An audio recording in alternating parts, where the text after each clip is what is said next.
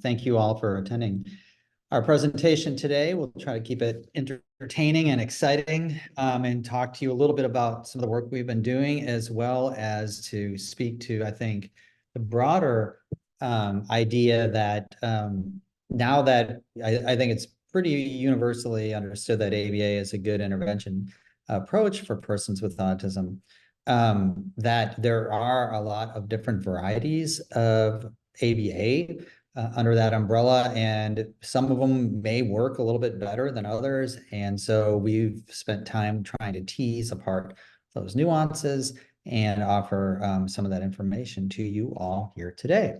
I'll spend the first half of the presentation talking about some of the research we've been doing in larger scales, and then move over to John, who will talk about individual cases and the changes that we've been able to make in those specific children. So moving on, there's typically two, I think there's honestly one kind of default method in which we approach ABA services for persons with autism, and that is to identify where the deficit skills are in the repertoire, and then directly teach those skills to the individuals that we serve. Now, obviously, along with this, you have the issues of challenging behavior and our attempts to reduce those things. But to me, it's like you're reducing those by teaching new skills that are more adaptive. And it works. And we've all done great things under that type of an approach, in which we identify deficits and we teach specific targets. So if somebody doesn't know how to request specific items, we might teach 5 or 10 that they typically would want to request, or if they need to learn letters of the alphabet or colors, we would directly teach those things, and that's great.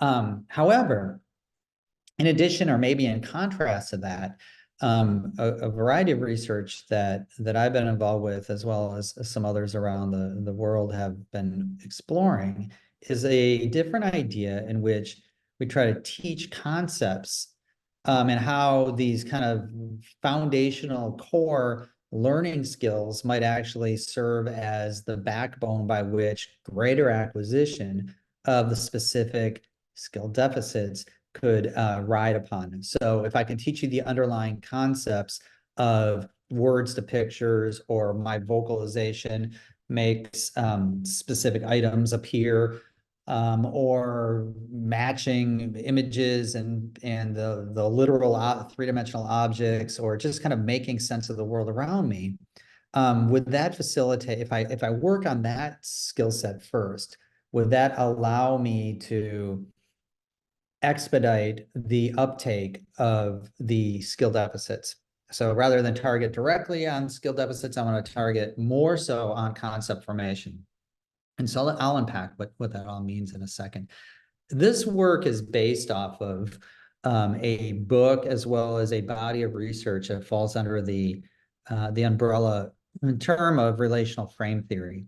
Now, don't jump over to Amazon right now while I'm talking to you and buy this book, because I'm going to promise you it's going to put you to sleep, and you're going to be very disappointed, because it's very technical and, also 20-some years old. But this really kind of sparked, I think, a split in terms of the approaches that we in the scientific wing of ABA kind of looked at the development of human language and understanding of the world around us.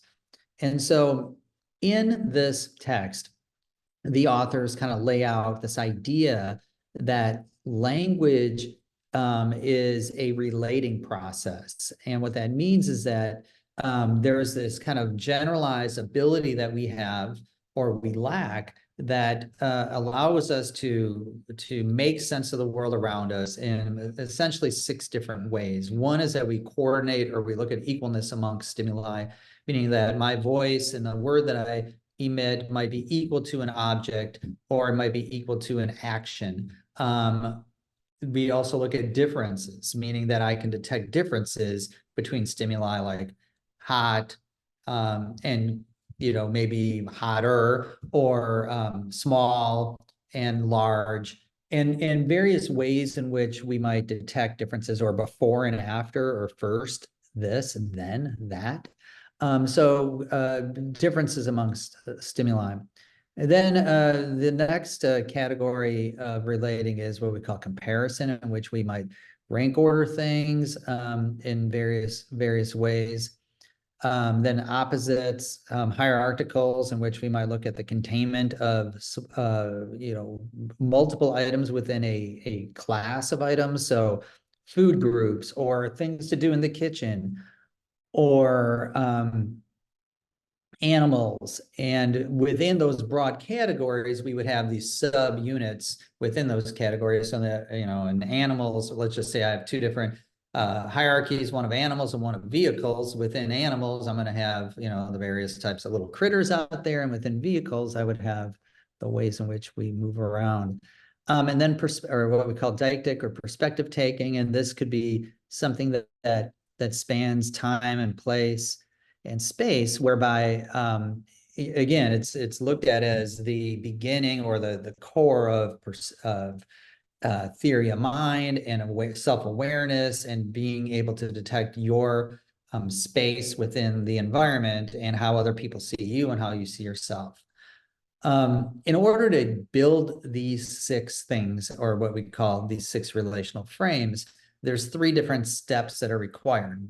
And they have these weird names, but I'll walk you through them and you'll realize they're pretty basic processes, honestly. And you're probably doing a bunch of this right now in intervention, but not maybe at the totality in which it's necessary in order to build these kind of strong concepts of what we, again, call relational framing. So the first one is what we call mutual entailment. And that's where, if I was to train you in the presence of a picture of a ball to make the vocalization ball, you see that as illustrated by the solid black arrow.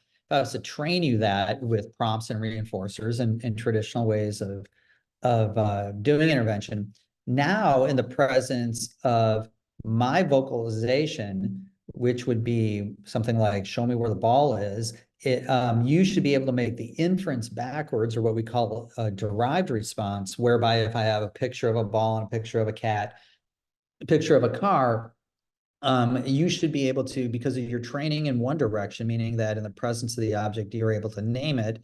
Now, when you hear my name for the object, you should be able to scan the array and make the selection-based response and find that image. Now, again, that's, you're probably, I'm sure you're doing both of these things right now in many intervention techniques, but my prediction is that you're not training in one direction and looking to see whether the child will make the inference backwards in the other direction, without any prompts, without any reinforcers. And when you start having the child think on their own or try to problem solve this way at this very basic level, it starts kind of, creating natural opportunities for their own self-reinforcement, as well as to kind of reinforce their own thinking and deducing processes. Now, if you think that your early intervention, 2-year-old, 3-year-old clientele cannot do this, I promise you that they can. And the research goes back over 50 years.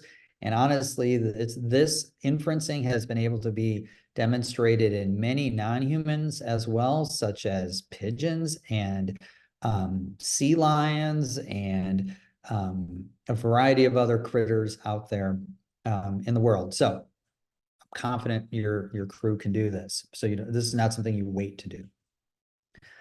Once you've established the mutual entailment, then we can get a little bit harder. But again, this is something that develops in neurotypical 18 months of age. So this is not that long down the road you'd want to do this type of approach. We do something called combinatorial entailment, in which you can see on the bottom, or this kind of left side here of the diagram. This is what I showed you on the prior slide. If we just did that again, in this case, and there's a lot of different ways we could configure this, but in this example, I'm going to do 2 vocalizations. So I might teach what people talk about as an interverbal or some sort of a expressive response. So if I said to you, hey, what's another name for a ball? Or I might say, even give you a feature of what is a ball. I can teach through prompts and reinforcers and trial and error that ball is the same as a round toy. So now in the presence of me saying what's the same as a ball, I could get the vocalization response in time that it is a round toy. However, now I could flip it backwards and say, what is the same as a round toy? That inverted response or the derived response, we should be able to get the child to say ball. Now, with those two connections established through the black solid arrows, we can also see increased derivations under this top panel here of what we call a combinatorial entailment, meaning that we're going to use the combination that was made based off of the vocalization ball. So we train picture to word, word to a different word, and now we're able to get these these kind of deduced conclusions, such that if I said, hey, where's the round toy, that the child should be able to go back in their minds and say, well, round toy was the same as ball. I learned that ball was the same as that image here. And so therefore I can connect those two together and they make the correct response when presented with an array of pictorial stimuli. Now I could also show that soccer ball to the child and say, what is this? And we'd get that vocalization ball probably, right? Because we trained that in the past, but I could say, what else can you call it? And we should be able to see the derived combinatorial response of it is a round toy. Again, this is something that takes place in neurotypical development around 18 months to 2 years of age. This is not something that we would want to wait on with the clientele that we serve, utilizing this approach. Again, I think typical ABA will train, prompt, reinforce, but constructing these opportunities for them to reverse or deduce concepts on their own is a very powerful intervention that I'll show you the value of in just a minute. So let me ask you a question. Do you want to play with the JEX? Now, my guess is that you're sitting there saying, I don't know, what's this JEX thing? This is probably a trick question. Don't know. I don't really want to play with anything right now. Well, the answer is, who knows? Because JEX is just an abstract word. But you can imagine that for, a child learning language, everything is an abstract, uncertain word, picture, vocalization. And it's when we connect meaning to it that it can take on some sort of value for that child. So if I said to you, what is a VEX? Well, the thing is that this JEX is nothing more than, it's greater than a ball. And that's all I have to tell you, that it's greater than a ball. And with that being said, something called a transformation of function takes place, meaning that this word that I provided to you, this JEX, had no attachments to it. It was just noise out there in the world. But when I say it's greater than a ball, you can now all of a sudden conclude, well, heck, I like to play with a ball. I know what that thing is. And if this thing is greater, well, then it's got to be a cool thing. And of course, I want to hang out with this JEX thing. And so that we describe more technically as we're transferring this relational history to this novel stimulus. And as a result, it starts taking on properties like this. So now, initially JEX was neutral. Now I added a function to it, and that was greater than. So that's one of those frames. And as a result, everything about ball is now transformed in the sense of it's worse or less than a JEX. Now, again, we're not going to teach persons with autism, to play with a JEX or anything like that. But the truth is, this just demonstrates the kind of phenomena of what we call a transformation of stimulus function and the utility that this might have in the learners that we work with. Now, let me ask you a few more questions. You've never been asked these in the history of your life, but I got a feeling you all can answer them relatively correctly. Is JEX a good or a bad friend? You got to pick one. Good or bad friend? Is it $1,000 or $100? Is it happy or is it sad? Is it helpful or hurtful? A race car or a wagon? My guess is that most of you would be selecting the first of those two options in every one of those questions. Now, the challenge here is how would you explain your answers to these questions from a behavior analytic framework? How would you explain it in terms of training or prompting and reinforcing, and then being able to recall that information? You have never been asked these questions in the history of your life. I know you got the right answers to these things. And the reason why is because you derived and connected those concepts together. So Jex is good. It's better than a ball. Balls are cool, but this thing's greater. Then therefore, I'm going to transfer the idea of concept of greater or better than to any that Jex is involved with, to any of these new configurations of questioning. So what did you exactly do? Well, you derived. And what we believe is that this is a broad, what we'd call a broad operant or a generalized operant class. And what our objective has been at UIC has been to try to teach individuals with autism how to do just this, how to build these generalized operants. And as a result, what can it do in terms of outcomes for them? So that's what I'm going to do, is talk a little bit about when we build interventions based on RFT, how can it impact the global level of a repertoire change in persons with autism. The first study that I want to speak to is one that we conducted when I was affiliated with Southern Illinois University and was in charge of the autism center that was sponsored by the TAP grant at that university. And this took place, a few years back, and we thank the TAP for providing the funding to allow these things to happen. But what we did was we looked to see whether or not what I just described to you as a alternative ABA intervention approach would be better than more of what we consider like a traditional ABA intervention approach.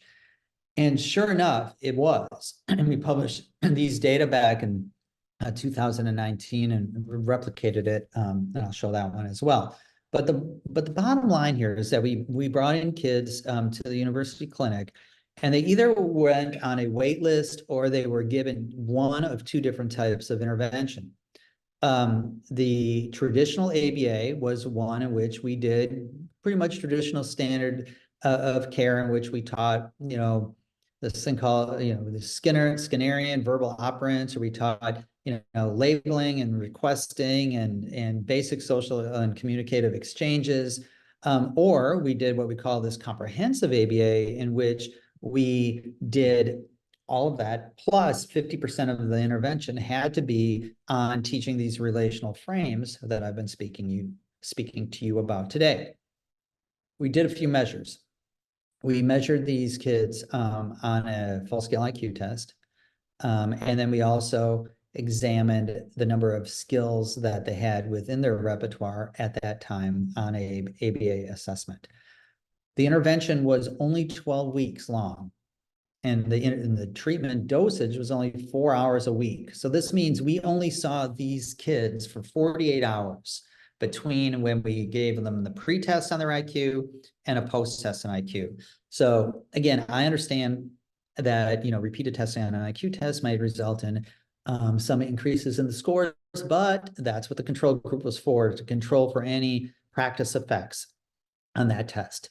And I also understand that raising IQ is not the greatest, it's not the only thing that we care about. There's a million other types of dependent variables of value that could be captured, and we'll show some of those in some of this other work before we wrap up today. But again, this is the beginning, and we've journeyed on since 2019.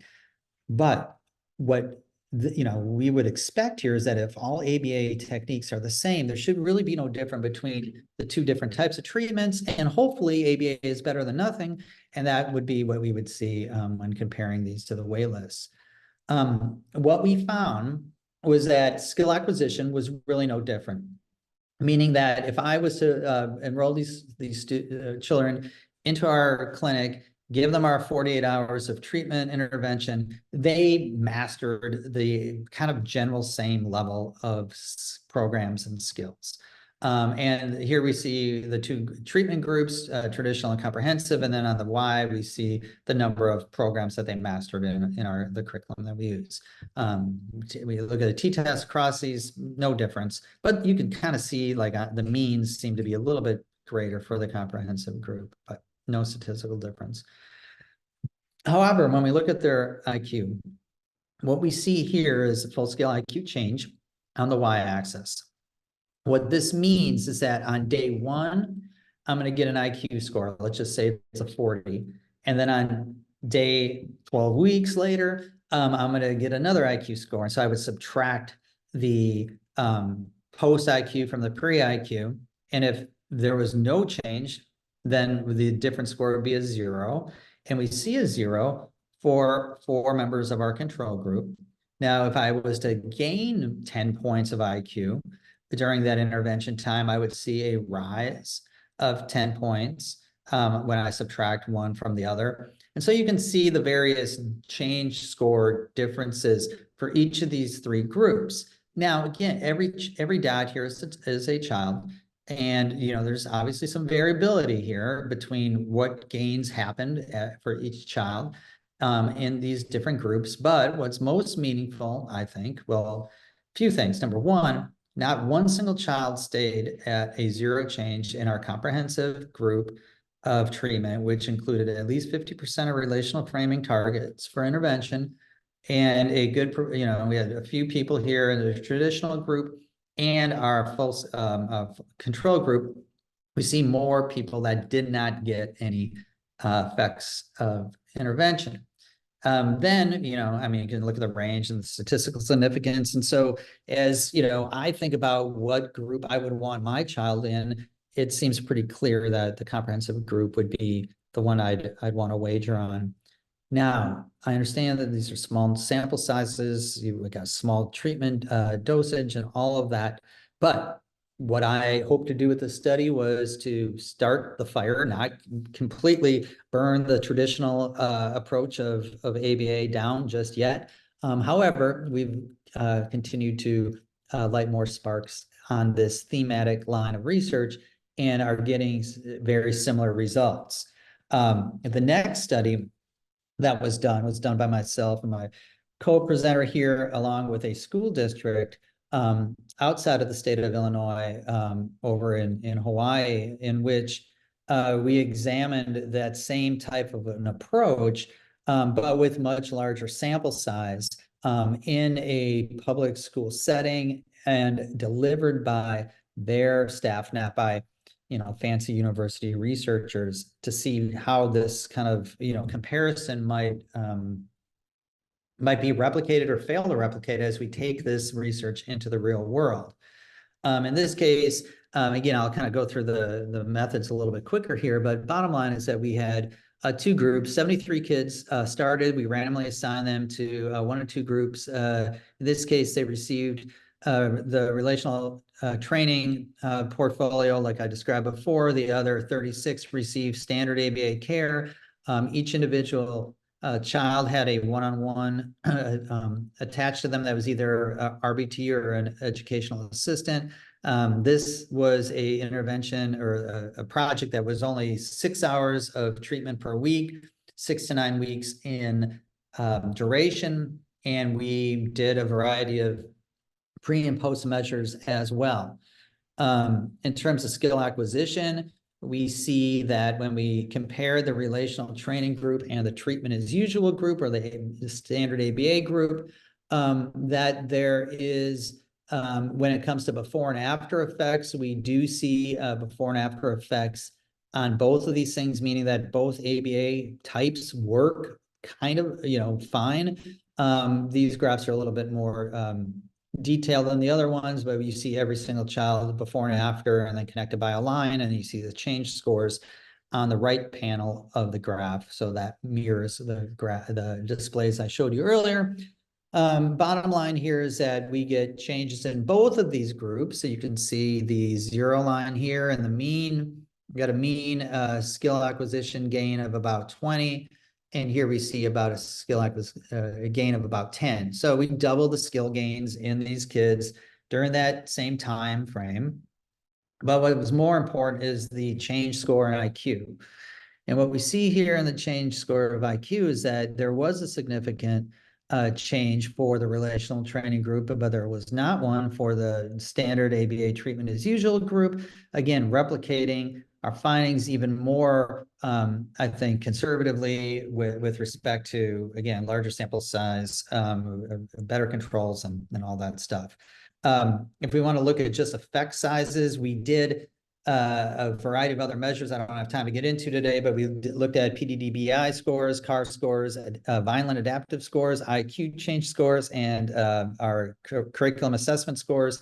And you can see in every instance here that the relational training package of intervention far exceeded the effect size changes in these other measures. As we as providers, I think, are being held more accountable for outcomes and not just delivery by however we want for the hours that were allocated. To me, it are these types of differences that we're going to need to start paying attention to.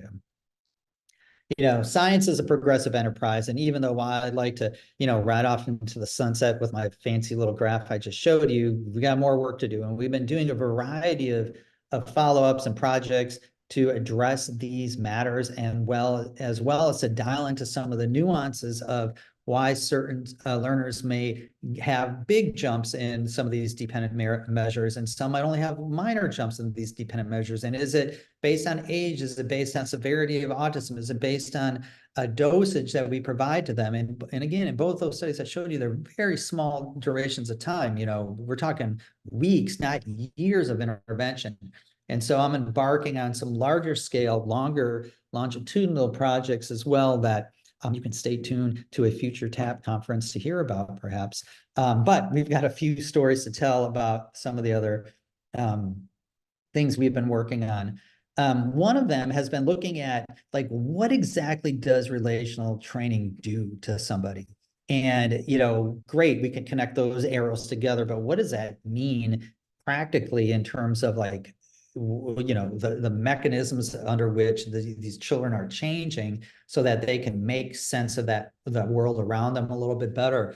And one of the things that we've explored, and again, through the funding and support of TAP, has been to examine how eye contact and eye gaze on stimuli can make a difference, and how once we build some of these relational connections for kids, they start noticing and attending to specific stimuli at greater degrees than they had in the past. And so in this initial project that we did, we had this eye tracking device that was hooked up to a laptop, and we were able to examine gaze, fixation, and duration on what we call areas of interest, or AOIs, of specific stimuli. And so if we were to throw a picture of, somebody's face on the screen, does the child look at the face, or are they, are they looking in the eyes? Are they looking at the chin? Are they looking at irrelevant stimuli in the background of the image? So we wanted to examine, like, what were the areas of interest that were being attended to, and if those areas of interest actually changed based on the complexity of the stimuli that we were showing, if the person on the screen was talking, if they were telling a story, if there were multiple people, as well as if that person on the screen was engaging in imaginative play, which again is something oftentimes difficult for persons with autism to grasp. So again, what we examined was, does relational framing have an impact at a neurological level? What is the advantage of doing so? How can we examine this in terms of eye gaze? And also, what if we could improve eye gaze? What would that mean in terms of making sense of the stimuli that they see out there in the world, or the images and the people and what they're hearing in the world? And so, again, this was our initial exploration. So specifically, what we would do would be to present, if we look on this left panel here, if I have this is a sample image and I have these as comparisons, and I say find same, does the child's eyes go to this image, and is there a scanning of this array in its totality, or is the fixation being made for irrelevant characteristics or for a non-identical match? And so again, you obviously hope that, and we're assuming that there's an understanding of the vocalization find same, and then we're looking to see the scanning of the array. Same thing here. Now we have a little bit more complex stimulus in which we have people. Here, this kid's drinking some milk. are we just matching person to person, or matching blue to blue? What exactly is going on? And so we're able to detect this utilizing the eye tracking hardware and software. What we found initially was that child's ability to make those derived responses, those little arrows of inferencing that I showed you early on this presentation, was linearly related to their ability to actually fixate and attend to the stimuli that were necessary to solve the puzzle of these types of questions. And so if you could not make those inferences, you could not keep your eye gaze on the appropriate stimuli in terms of finding that stimulus, as well as keeping it on at the necessary duration that was needed to, probably comprehend that stimulus itself. So again, these are not before and afters at all. This was just step one, like looking at the correlation between fixation and deriving those relational frames. Every dot here is a child. And so that led us to the second project, which was if we were to examine these children at baseline with these types of patterns, what could our intervention of teaching those relational frames improve upon the fixation rate with these specific clients that we had. And so here what we see, these are going to be 4 clients that came to the university clinic. This was their average fixation rate, and these things don't matter, these what we call these various phases, but bottom line here is that these are ways of linking the stimuli together. And we can see that the average rate was not that great. We do our treatments and we can see a rise for this person, clearly for 2 of them, honestly for all 4, at relative changes from where they were at baseline. Here we can see a child that had absolutely no ability to fixate on stimulus targets. And then after our intervention, again, these interventions are only hours long. We get the improvements, here we get improvements again, and so on over here. Bottom line is that we were able to improve all these things.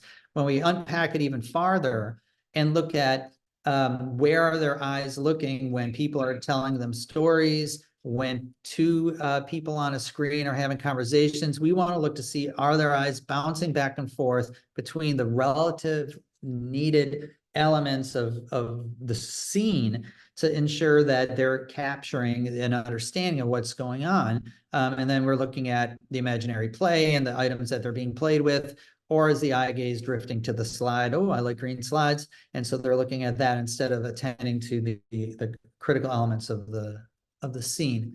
When we do this, sure enough, we get these improvements. These are change scores. Again, we get the relational training group. Every single kid improves the performance in that group setting. When we look at the, for people telling a story, when we look at the kind of basic intervention, which would be, hey, pay attention, look at the screen, you gotta listen to what they're saying. We don't get those positive changes. And then waitlist control group, we also do not get those changes. When it comes to watching people have conversations, again, our relational training group improves the scores for those, most of the kids in that group. We don't see that same level of effect here with the direct conditioning group, and then the wait list is even worse. And then when it comes to social imaginative play, we get some bump. It's not as robust as the other 2, but honestly, that's probably because of the fact that this intervention was literally 2 hours long instead of 2 months or 2 years long. So, why such short interventions, you may ask? Well, a few reasons. Number one is that, in the university center, we're designed to try to see many persons and spread our knowledge and our skills to the families in those areas, and to keep our wait lists low. And so we try to move, we go with an operation of, can we get low doses of treatment delivered and have effects? And by doing so, we can see many more families that way than if we had kids 30, 40 hours a week. Now, I'm not saying those aren't great scenarios and treatment configurations, because they surely are. But we're, I guess our approach has always been low dosage, high intensity of interventions, and can those yield positive changes? And sure enough, they appear to do so. And, in the prior presentation, you heard about getting work done in schools. And even in my one larger study that I showed you a few moments ago, these were done by the frontline people. And so being able to transfer that technology into practical settings and practical utilization, hours and doses is something that we really care about in terms of spreading the knowledge and hopefully the power that this type of work can have for the community of Illinois. So now you've seen a variety of the kind of the heavy science stuff. John, my co-presenter here, is now going to talk to you about some individual cases with individual kids and really what it can mean for them. So.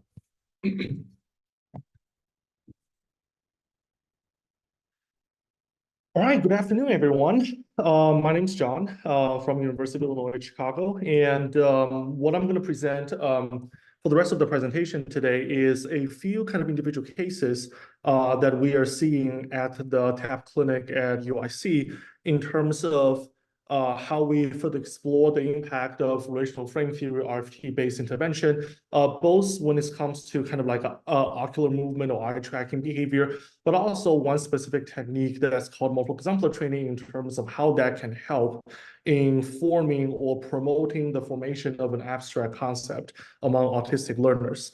So the first study that I'm going to show to the attendees here today is another study that sort of shows, okay, as we continue to use methods or principles informed by RFT, how would that impact an autistic individual's eye gaze pattern? So this particular individual is 11 years old, male, autistic, and also has intellectual disability as a medical diagnosis. This particular individual has received 8 months of ABA therapy based on relational frame theory, and the study was conducted in a regular therapy room with minimal materials in the background. So this is a simple eye tracking tasks that the individual is asked to complete. The way the eye tracking tasks work is that, so first of all, they will see a white screen with a cross or a fixation point in the middle of the screen. So the individuals are instructed to keep their eyes looking on the screen. So before a stimuli is presented, it's almost like what they are gazing upon is always the center of the screen, almost like reset their ocular movement. And then we would display 4 random arbitrary symbols on the screen. And the instruction for individual is just look at the screen. We didn't provide any instructions on what symbol to look like or even to look at the symbol themselves. It's just look at the screen. And it will always be these 4 symbols, but their relative positions will be randomized between trial to trial. So this particular page will be displayed for 2 seconds. And then the screen will reset, show the fixation point again, and then display the next sort of like configuration of the 4 arbitrary symbol 2x2 grid. And there are 24 trials in total, counterbalancing the relative position of where the arbitrary symbols are. So that's what the participant is doing. So again, they were just instructed to look at the screens, look at the fixation point, and then just look at the screen while I present these 4 random symbols. So once we finish this particular probe or baseline condition, I guess, with this individual, then we move on to a relational training tasks. And in this relational training task, it is a standard match to sample procedure where we would ask the learner to match 2 out of the 4 arbitrary symbols with a preferred game character.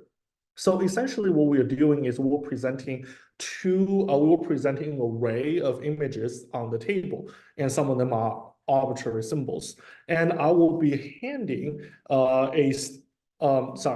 I will be presenting 3 pictures on the table. Some of them are the image of Thomas the Tank Engine, or this particular figure, I think it's from Minecraft, if I'm not mistaken, and also with some distractors. I will be handing 1 arbitrary symbol on a flashcard to the participant and say, put with same.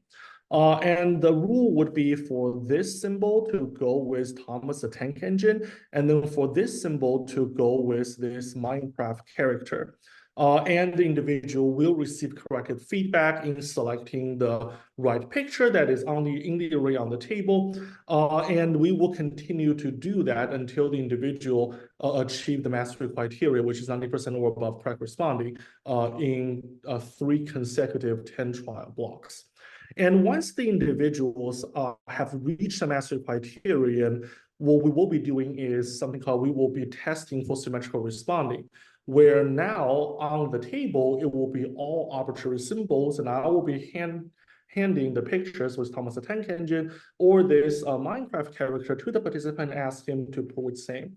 The intention is, if I showed you this symbol is the same as Thomas the Tank Engine, then if I flip their position, you should also be able to, quote unquote, figure out that Thomas the Tank Engine can go with the same arbitrary symbol. And during this part, the learner do not receive any corrective feedbacks.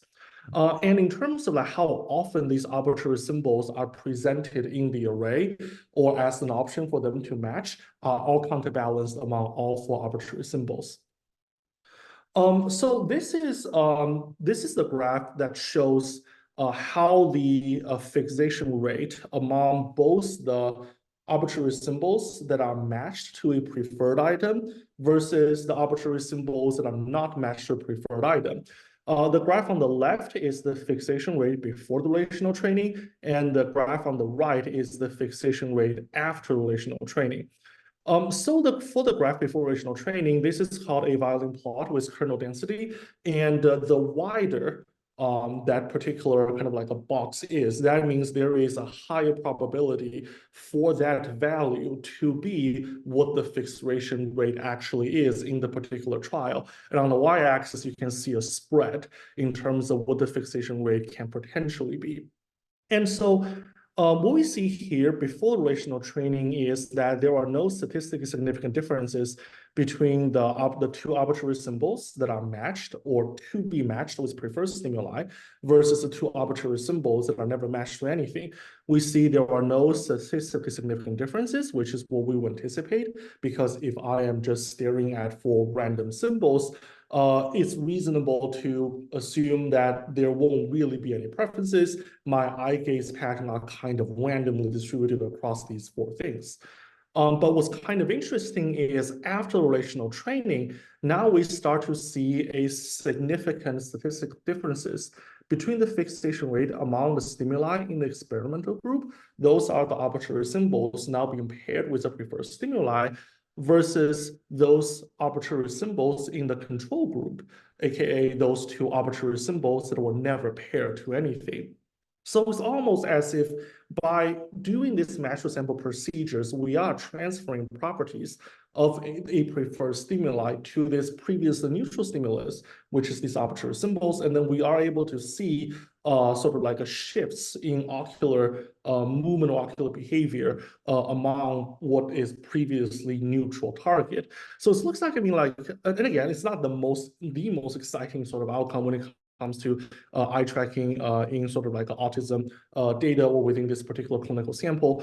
But it is a sort of like additional layer of analysis or different ways of capturing the data that kind of like matches a paradigm that is kind of standard in ABA treatment. And again, it's additional way to see why exactly would a RFT-based intervention seems to be unique in producing outcomes that conventional ABA approaches are not able to. And then the next like data that I want to show here today is using multiple exemplar training in promoting the formation of the abstract concept of opposite. So one of the sort of like core, I guess, principles behind RFT or intention behind RFT-based ABA treatment of autistic individuals is that an RFT-based treatment focuses less on specific skills, but rather focus more on forming a concept or an idea or an abstract idea about different things. And then those abstract ideas or concept can be those 6 relational frames that Dr. Dixon was talking about earlier. So namely coordination, comparison, hierarchy, opposition, difference, and deictic. So it's more about concept formation rather than teaching you a specific, let's say this picture goes with that picture, this is the name for a particular stimuli correspond to the pictorial images, etc. So here's one example. Let's say I want to teach a adaptive life skill of how to identify food and food source. So for example, we can teach the learner lettuce will become a salad, potato becomes French fries, cocoa becomes chocolate, etc. So that is the actual skill I'm trying to teach.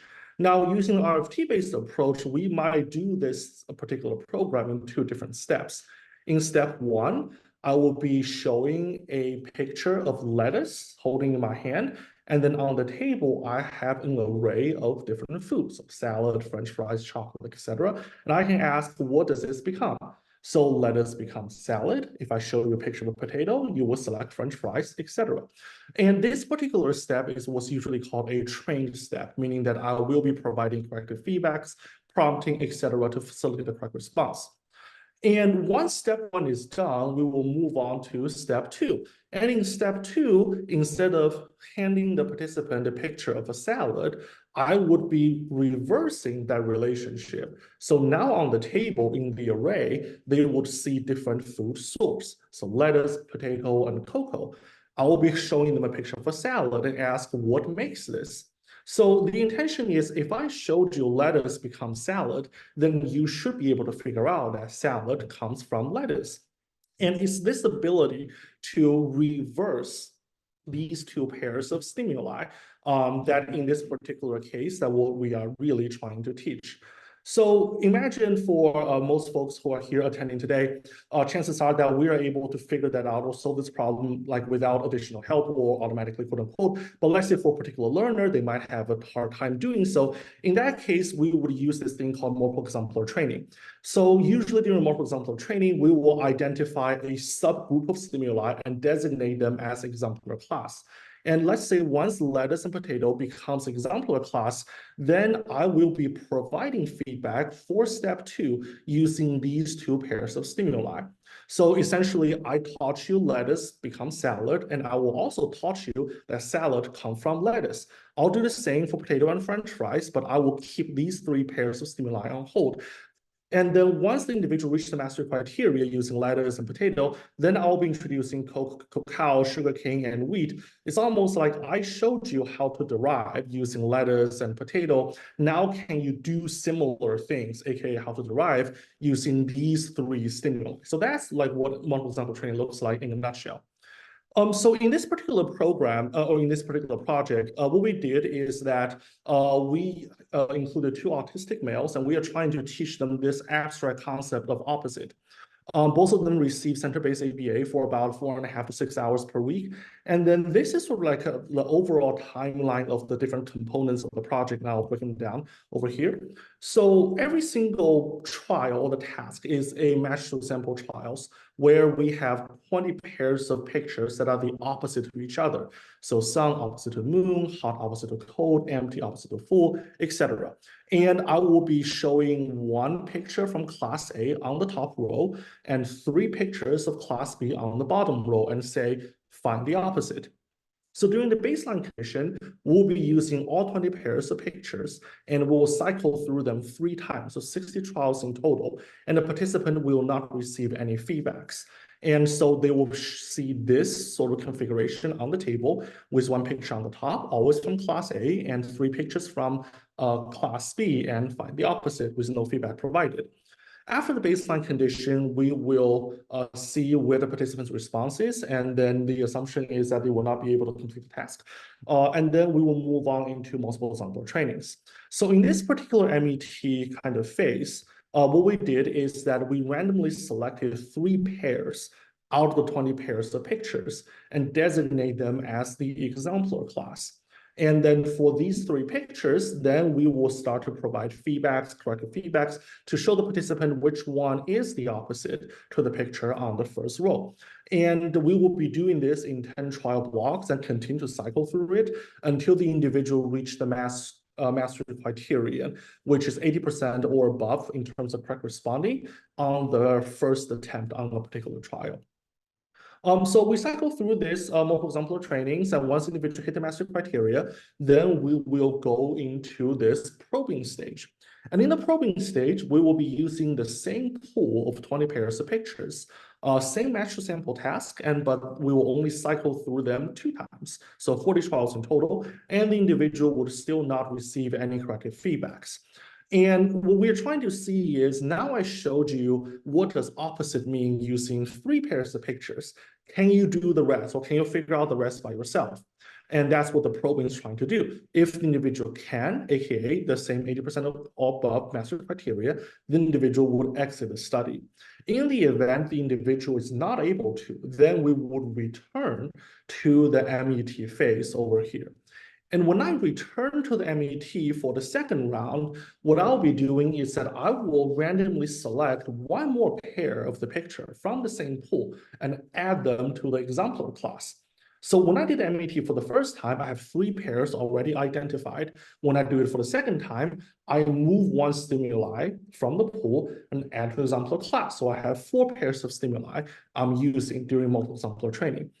And we will be doing very similar procedures as the first round, meaning we do things in trial block, they receive corrective feedbacks, and we only score the first attempt. Master criteria kept the same, 80% or above. And once they hit the master criterion, then we will move on to probing.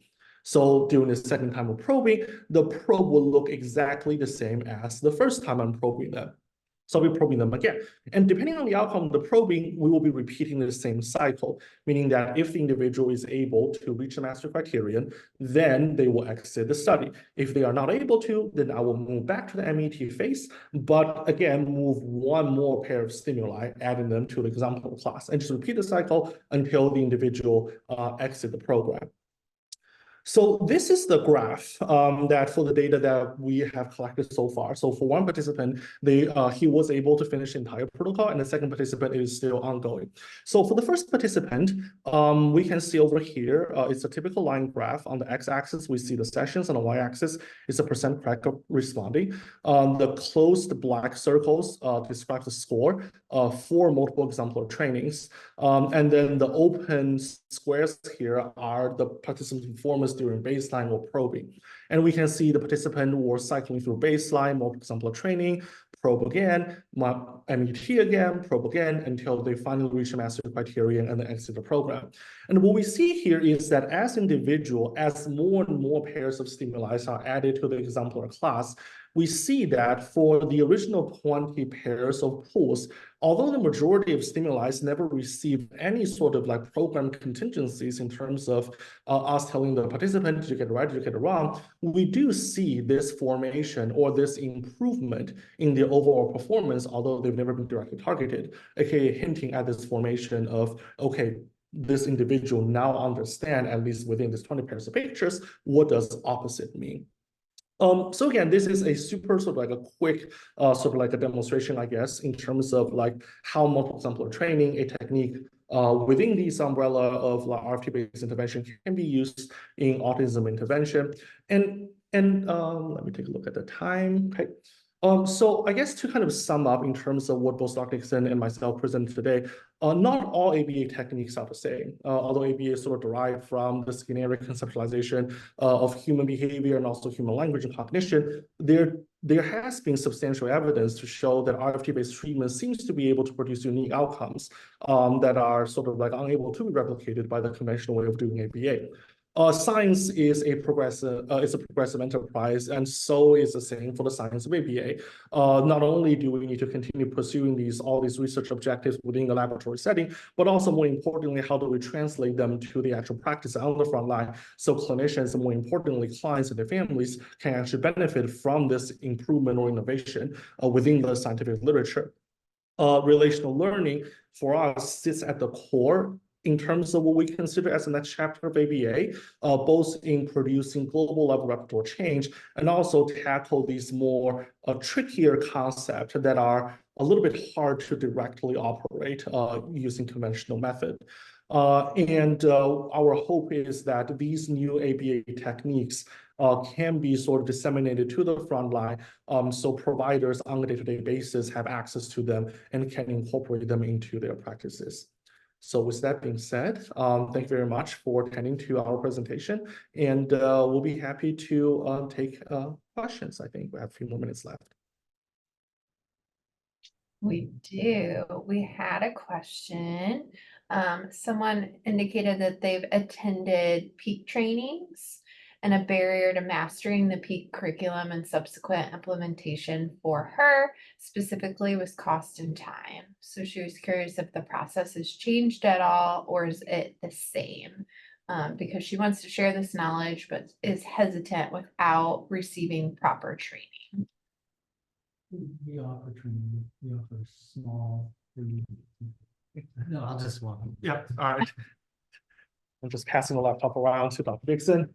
All right, here I'm back. It's like a panel over here. Yeah, there are some free trainings online. There's a free resource on a YouTube channel as well that has hundreds of programs being demonstrated. So there are a variety of resources as well as a more structured certification program. But honestly, the books, can be found relatively cheaply, and they can be checked out through a variety of the universities that have them already. And I mean, we could always check one out over by us if somebody needs that. And then watching those YouTube videos, as well as some other free presentations that I've done in the past, are available now online. And Shannon, if that's something we want to do more formally through TAP, we can do that too. So.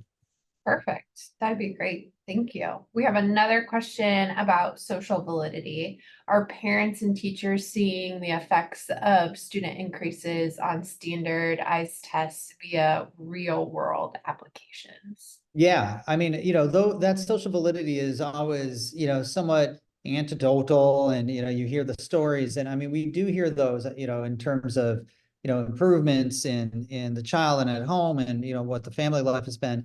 In a project that we're doing right now, we have a very, like structured battery of like parent metrics of stress and satisfaction, and we're probing the parents like once a week, like, are you noticing anything in your child? And we're doing these projects for like a year period of time now, instead of 8 weeks, 12 weeks. So stay tuned to a next presentation from us, and maybe you'll see some of those data. But bottom line is that the data look good. So.